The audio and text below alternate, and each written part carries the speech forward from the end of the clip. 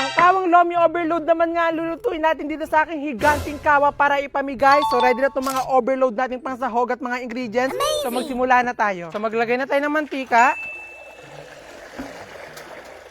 At habang pinapainit mga natin yung ating mantika, kinuha ko nga muna itong mga lechon belly nga natin kasi aalisin nga natin itong mga ribs. At talagang hindi nga lang po overload itong lomi na lulutuin nga natin, talagang super overload. Kaya dapat yung mga ingredients nga natin talagang hindi basta-basta at talagang masarap. So mag-prito muna tayo ng mga toppings ng ating overload lomi. Ito muna ang ating mga chicharon, bulaklak.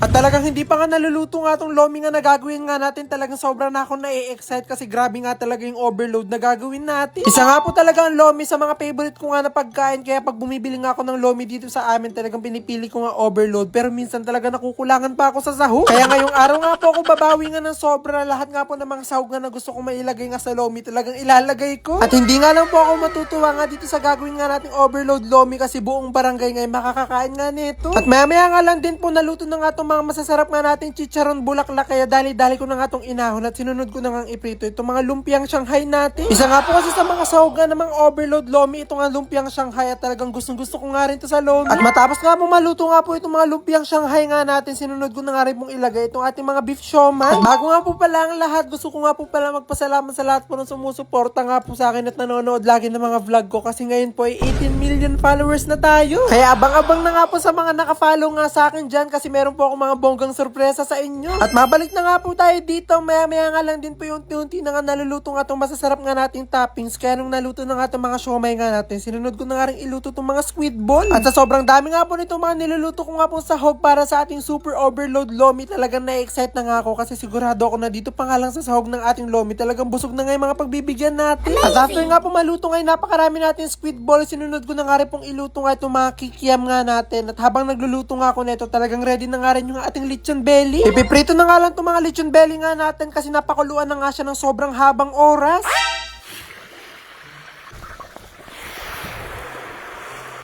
Aray! Aray! At sa lahat nga po ng mga niluto ko nga pong sahog para sa ating super overload lomi, talagang itong ang pinaka-challenging kasi talagang nananakit to.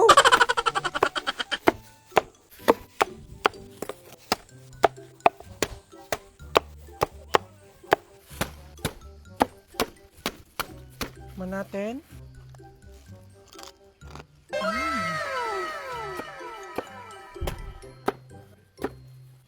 At finally nga po, ready na nga itong mga hindi nga nating basta-basang sahog, kaya mag-uumpisa na nga tayo magluto ng super overload lomi. So, tara, mag-uumpisa na tayo magluto ng lomi. Mantika, bawang, sibuyas.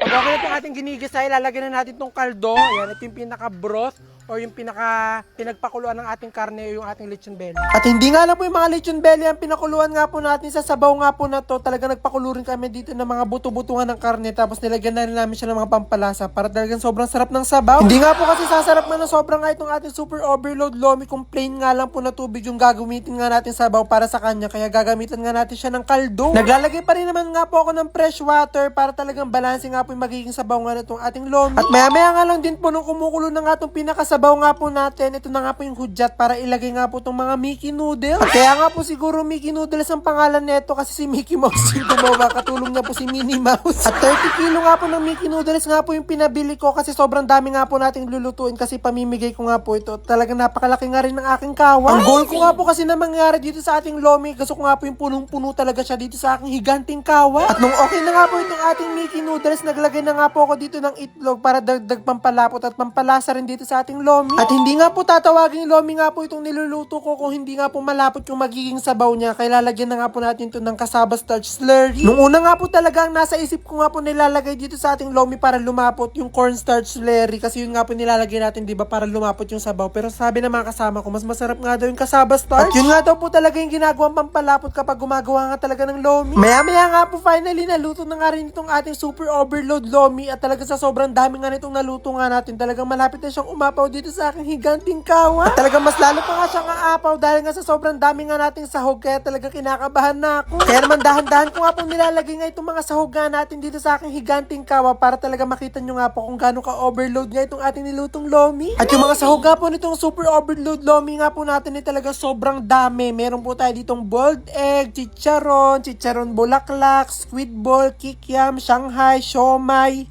Yung makahinga. Muntik na nga po ako malagutan nga ng hininga sa sobrang dami nga po nating sahog. Kaya tignan nyo na nga lang po dito sa ibabaw ng ating higanting kawa. At finally nga po matapos nga po ang mahabang oras sa pagluluto nga po natin dito ay finally naluto na nga rin po itong ating super overload lomi. Kaya talagang hindi na nga ako nagpatumpik-tumpik pa at dali-dali na nga kami nagbalot nga dito kasi maggagabi na nga sa sobrang habang anong oras sa pagluluto dito. At kahit nga pinaglalagay na nga po namin sila sa lagayan, talagang overload pa nga rin po yung sahog nga nila na tipong hindi na nga makita yung noodles. At dahil nga po punong-puno nga po yung aking kawa, talagang sobrang dami nga po nating naluto. Talagang sobrang dami nga rin po nating mabibigyan ng pagkain ngayong araw. Kaya hindi na nga po kami nagpatumpik-tumpik pa at dali-dali na nga kami pumunta nga sa lugar kung saan nga natin pamimigay nga itong mga naluto kong super overload lomi. At sa sobrang dami nga po nating naluto, talagang lahat nga ng mga bata po dito ay mabibigyan nga natin, pati nga yung mga matatanda. Kasi bukod nga po dito sa sobrang dami nga po naming nabalot, talaga meron pa po kaming dala na lagay na punong-puno nga rin po ng super overload lomi natin. At sobrang saya na naman nga po ng puso ko kasi nakapagmamahagi na naman po tayo ng masasarap na mga pagkain. Amazing!